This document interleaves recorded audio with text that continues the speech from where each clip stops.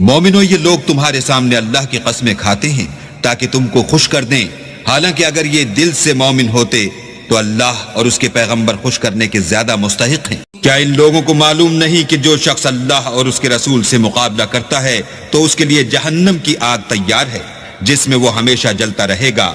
ये बड़ी रुसवाई है। मुनाफिक डरते रहते हैं कि उनके पैगंबर पर कहीं कोई ऐसी सूरत ना उतर आए कि उनके दिल की बात को इन मुसलमानों पर जाहिर कर दे।